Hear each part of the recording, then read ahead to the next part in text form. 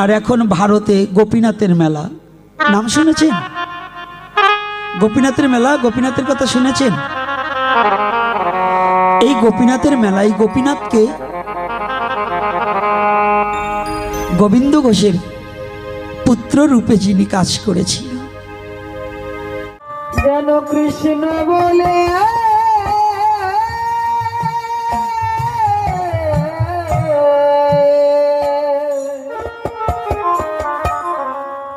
কাঁদিতে। কোথায়? ভারতবর্ষের মধ্যে। এখন তো তখন তো এই ভারত বাংলা এক ছিল। আর এখন ভারতে গোপীনাথের মেলা নাম শুনেছেন? গোপীনাথের মেলা, গোপীনাথের কথা শুনেছেন? এই গোপীনাথের মেলায় গোপীনাথকে গোবিন্দ ঘোষের পুত্র রূপে যিনি কাজ করেছিল, গোবিন্দ ঘোষের পুত্রের নাম ছিল গুড়াচাঁদ।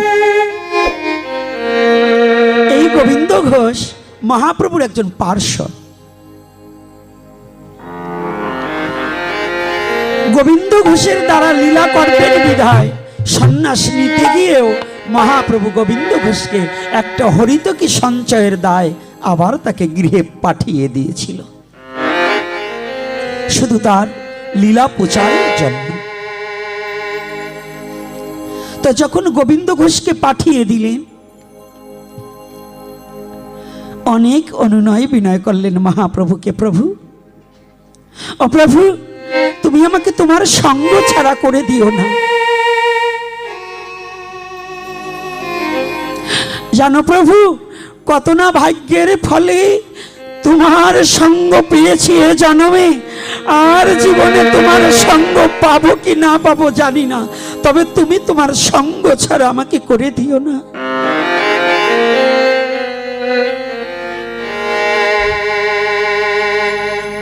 মহাপ্রভু বললেন, গোবিন্দ, তোমার মতো ভক্তকেও আমার সঙ্গ ছাড়া করতে ইচ্ছা হয় না। শুধু ভক্ত ভগবানকে চায় না, কখনো কখনো ভগবানও তার ভক্তকে চায়।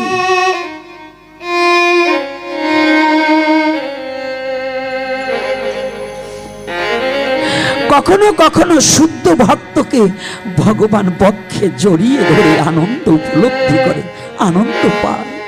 এজন্য ভগবানও কখনো কখনো তার প্রিয় ভক্তকে চায়।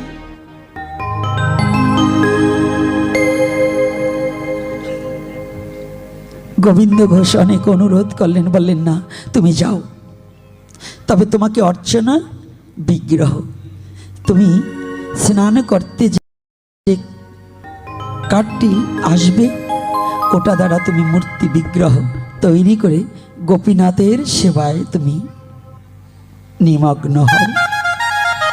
গোবিন্দ ঘোষ সংসারে এসে আবার সেবা কার্যে ব্রতী হলেন। কিন্তু ছোট্ট একটা পুত্র হয়েছে, বছর ৫-৬ বয়স হয়েছে, ৫-৭ বছরের মতো ছেলের বয়স। নাম রেখেছে গুড়াচাঁদ। দেখুন, আমাদের সনাতন ধর্মে আগে নাম রাখতেন দেবতাদের নামের সাথে, ভগবানের নামের সাথে, আর এখন আমাদের ছেলে মেয়েদের নাম রাখি কি দোয়েল, কোয়েল, টিয়া, ময়না, পাখি, কি রাখি না? এখন আগের মতো নাম আছে? এখন নাম রাখছে পাখি, আমি কি আর থাকি উড়ল দিয়ে আর একজনের সাথে চলে যা গেলেই বাসে। এখন আর সেই আগের মতো নাম নেই। আগে নাম রাখতেন অজামিল, তার ছেলের নাম রেখেছে নারায়ণ। মৃত্যুর সময় সে এত অন্যায় কাজ করেছে, কিন্তু ছেলেকে মৃত্যু ভয়ে ছেলেকে ডাকছে বাবা নারায়ণ, নারায়ণ। যমদূত আসছে যাতনা দেবার, যখন নারায়ণ বলে ডেকেছে, পুত্রকে ডেকেছে, কিন্তু এইবার স্বয়ং সাক্ষাৎ নারায়ণের দূত এসে দাঁড়িয়েছে। যমদূত বলছে আমরা নেব ওকে, ওকে শাস্তি দেব, জীবনে ভালো কাজ করেনি। ও বলছে, নারায়ণের বিষ্ণু সেনারা বলছে না না আমরা নেব, ও ভালো কাজ করেছে, ওর প্রাণ পাখি যাওয়ার সময় ও নারায়ণ নাম উচ্চারণ করেছে। দেখতে পেয়েছেন, কি চমৎকার কথা, সনাতন ধর্মের কি আদর্শটা গো। এইবার বলছে যে না না, বলছে যমদূত বলছে ওর পুত্রকে ডেকেছে, বলছে চলো ভগবানের কাছে যাই। ভগবান কি বলে, ভগবান বিষ্ণুকে বসে যমদূতকে বলছে দেখো ওর পুত্রকেই বলুক আর যাকেই বলুক, প্রাণপাখি যাবার সময় যে আমার নাম উচ্চারণ করে তাকে যমদূত কখনো সাজা দিতে পারে না, তাকে রথে পুষ্পরথে চড়িয়ে গোলক ধামে নিয়ে চলো।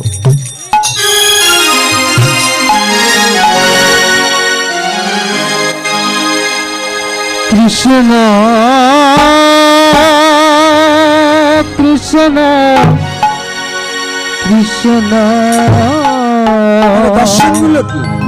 কৃষ্ণ আর এখন তো আমাদের সে নাম নেই, আছে বাবা? আমাদের ছেলে মেয়েদের নাম কি? এখন খ্রিস্টান ধর্ম পালন করছি, সনাতন ধর্ম হারিয়ে দিচ্ছি। একটু না বলে পারবো না, কবে এসে গেছে, না দিয়ে আর পারছি না। সেটা হচ্ছে কি, খ্রিস্টান ধর্ম পালন করছি, ছেলের জন্মদিন পালন করছি, কেক কাটছি, মোমবাতি জ্বালিয়ে নিভিয়ে দিচ্ছি, খাসি কেটে মুরগি কেটে ছেলের জন্মদিন পালন করছি। কিন্তু সনাতন ধর্মের জন্মদিন কিভাবে প্রতিপালন করতে হয় এটা আমরা করছি না। কি করি? আমি যেটা আগে বললাম ওটাই তো বেশি করি নাকি? জন্মদিন পালন করি চেন পাওয়ার আশায়, টাকা পাওয়ার আশায়, জিনিস পাওয়ার আশায়, বন্ধুর কাছ থেকে গিফট পাওয়ার আশায়, কিন্তু ধর্মকে প্রতিপালন করছি না। যারা মোমবাতি জ্বালায়, যারা কেক কাটে, কি বলবো, এখন দেখি মহারাজরাও কেক কাটাতেছে, অনেক মহারাজরা। আমি বুঝলাম না ওদের কোন বেড়ে নেই কেক কাটে। সনাতন ধর্মের কোথায় কেক কাটা আছে? সনাতন ধর্মে আছে জন্মদিনে ঘৃত প্রদীপ। যদি সন্তানের কোনো জন্মদিন প্রতিপালন করতে হয় সেদিন সাধুগুরু বৈষ্ণবের সেবা দিতে হবে এবং ভগবানের ভোগ লাগাতে হবে এবং ঘিয়ের প্রদীপ ভগবানকে আরতি করে ওই প্রদীপ দ্বারা তার সন্তানকে আরতি করবে, যাতে সমস্ত অমঙ্গল দূরে হয়ে যায়। আর এখন আমরা কি করছি? মোমবাতি জ্বালিয়ে ফু দিয়ে নিভিয়ে দিচ্ছি, যাতে ওটা যেন তাড়াতাড়ি মরে আছে, পরমায়ু যেন শেষ হয়। এগুলো করা যাবে না, এটা সনাতন ধর্মের বৈধতা নেই। এই কি হয় বাবা? তো এইবার অজামিল যদি পুত্রের নাম নারায়ণে রেখে যদি শেষ মুহূর্তে মুক্তি পেতে পারে, তা আমাদের পুত্রদের নাম কি দেবতাদের নাম ভগবানের নামে রাখা যায় না? হ্যাঁ, অনেকের প্রশ্ন, নাম রাখছি, হ্যাঁ ছেলের নাম ভগবান, মা পায় না ভাত। নাম রাখছি দেবতার নামে, কিন্তু ছেলে খুব উৎকল। এখন কিন্তু এই দুটো দুই রকম চলছে, আউটপুট আলাদা সাউন্ড হচ্ছে, আর এই মনিটর আলাদা। এক করো, মাইক হয়ে গেছে।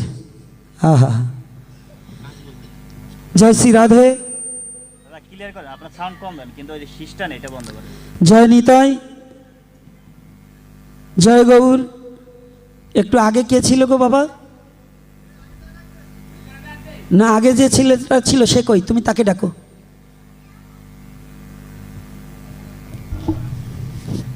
তুমি তাকে ডাকো, ফোন করো।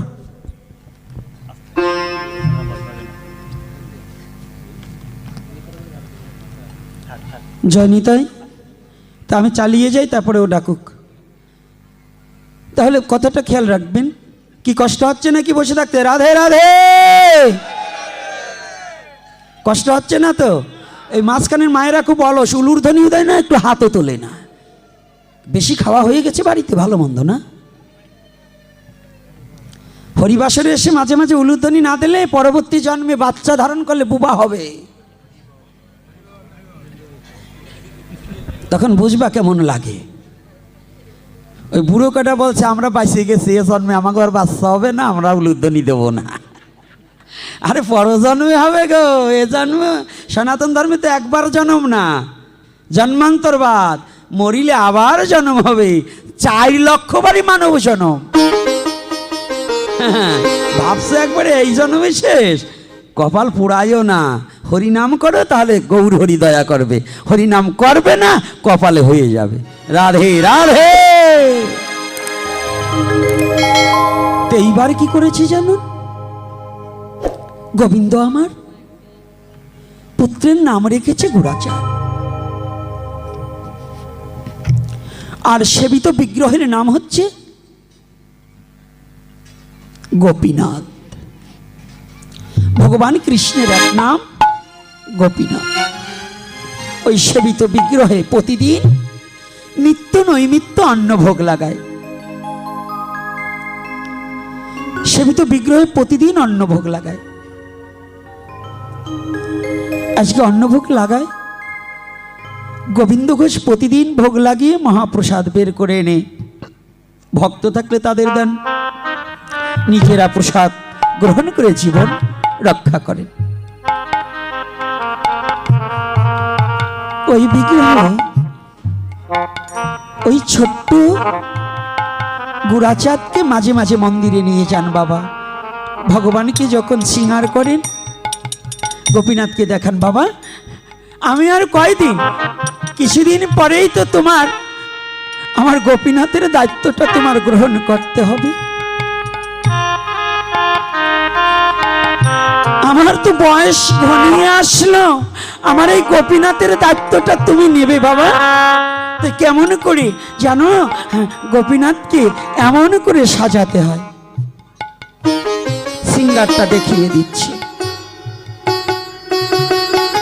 আর মনে মনে ভাবছি, আমার গুড়াচাঁদ যদি একটু বড় হয়,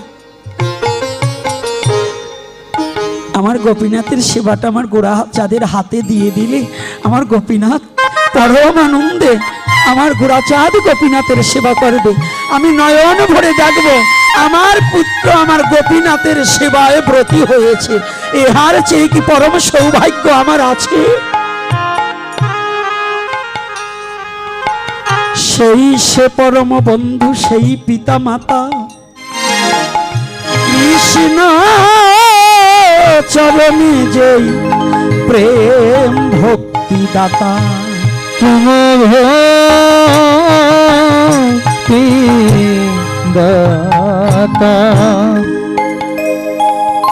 গোবিন্দ হাসছে, গোবিন্দ ঘোষ আসে নিজে হাতে পুত্রকে ভগবানের শৃঙ্গার শিখাচ্ছে।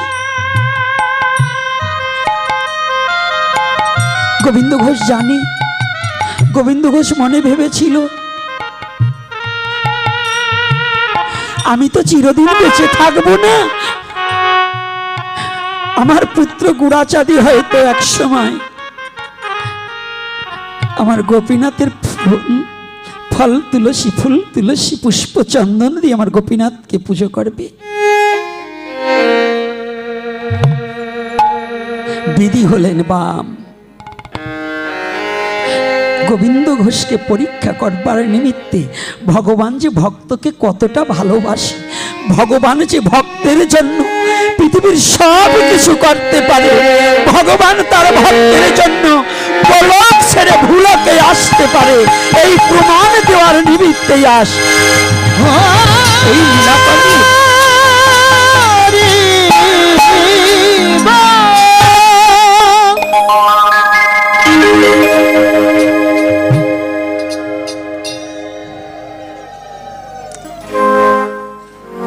একদিন গোবিন্দ ঘোষের নিজ গৃহ পরিত্যাগ করে ভক্ত সঙ্গ করবার উদ্দেশ্যে অন্য জায়গায় যেতে হবে, রাত্রি যাপন করতে হবে। কে গোপীনাথের সেবা দেবে? মনে মনে স্থির করলেন, যাক আমার গুড়াচাঁদ যেমন হোক তেমন করেই আমার গোপীনাথের সেবা দেবে। আমি একটা রাত অন্যত্র কাটাতে যাব। ছোট গোপীনাথকে ছোট গুড়াচাঁদকে ডাকছি। গোবিন্দ ঘোষ, গুড়াচাঁদ, গুড়াচাঁদ।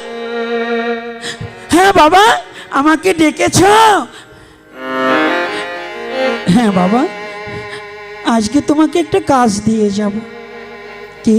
তোমার মা রান্না করে দেবে আর তুমি আমার গোপীনাথকে প্রাণ ভরে আজকে সেবা দিবে।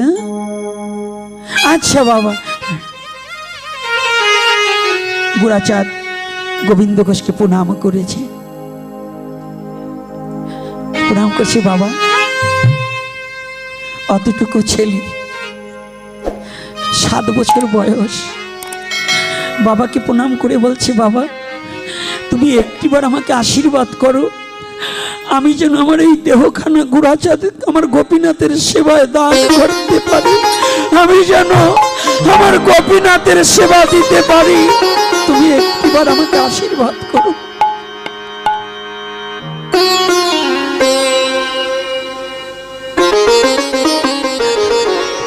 অতটুকু ছেলে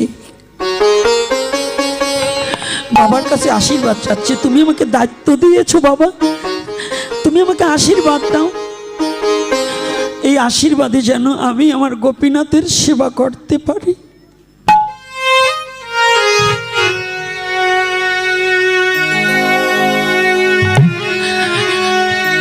আর আমার মতো এত বড় পশু আজ অবধি আমার গোপীনাথের সেবার কিছু জানলেন না। আমাদের কতজনের বাড়িতে কত মন্দির আছে, কত বিগ্রহ আছে, যুবক ছেলেরা বাড়ি থেকে কোথাও যায় তবু মন্দিরে একটা প্রণাম করে না, ভগবানের মন্দিরে গিয়ে একটা প্রণাম পর্যন্ত করে না।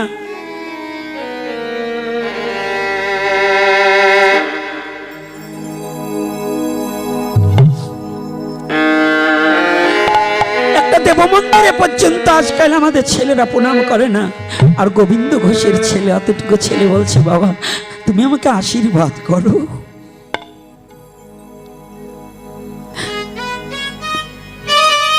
গুড়াচাঁদ আমার কাছে আশীর্বাদ চাইছিস কেন বাবা? বাবা তুমি না পাঠের মধ্যে, তুমি প্রতিদিন সন্ধ্যায় হরিকথার মধ্যে দিয়ে বলেছিলে একদিন যে মা বাবার আশীর্বাদ ভিন্ন কখনো গোবিন্দের কৃপা হয় না। তুমি তোমার বাবা, তুমি আমাকে একটিবার আশীর্বাদ করো যেন তোমার আশীর্বাদে আমি যেন আমার গোপীনাথের সেবা করতে পারি।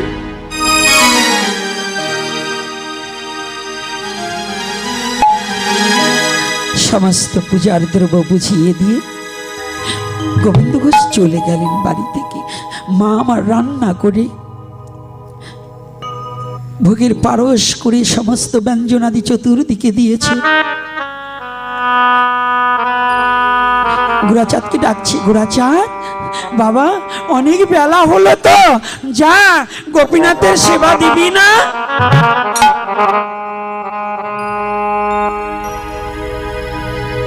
মন্দিরে ঠাকুর মশাইকে ঘন্টা একটু কম কম বাড়াতে বলেন।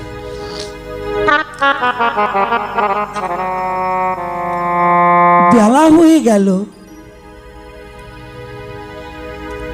একটু তাড়াতাড়ি ভোগ লাগাতে হবে তো, যা বাবা। মস্তকে ধারণ করে নিয়ে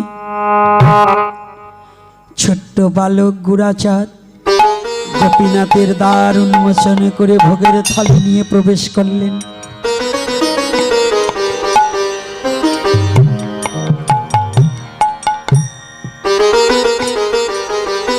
সনাতন ধর্মে ভগবানকে পুজো দিতে অনেক তন্ত্র মন্ত্র লাগে, তাই তো? অনেক বেদ মন্ত্র, হ্যাঁ, অনেক পুরাণের মন্ত্র লাগে, তাই তো? তুচ্ছ বেদ মন্ত্র পর্যন্ত তুচ্ছ, একমাত্র ভক্তি শ্রেষ্ঠ। মন্ত্র তন্ত্র দিয়ে কখনো ভগবত সেবা হয় না, ভগবানের সেবা হয় না। ভগবানের সেবা করতে হলে একমাত্র দুটি চোখের জলে ভেসে ভেসে হৃদয় দুয়ার খুলে যদি ভগবানকে ভালোবাসার মতো বাসা যায়, তাহলেই ভগবানকে পাওয়া যায়।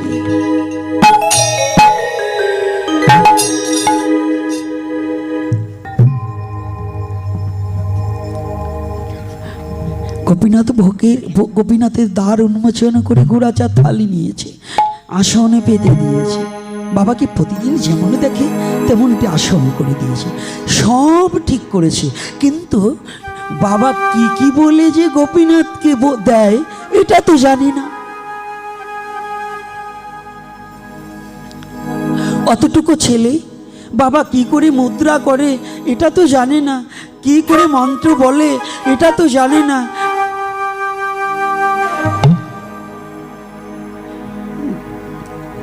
মন্দিরের দ্বারটাকে বন্ধ করে দিয়ে গোপীনাথের বিগ্রহের কাছে গিয়ে বলছি, গোপীনাথ নাও তুমি খাও। অতটুকু ছেলে জীবনে তো জানে না ওই পাথরের মূর্তি, ওই কাঠের মূর্তি কোনোদিন কথা বলে না। ও সরল মনে জানে প্রতিদিন বাবা বোধ হয় গোপীনাথকে সেবা করায়।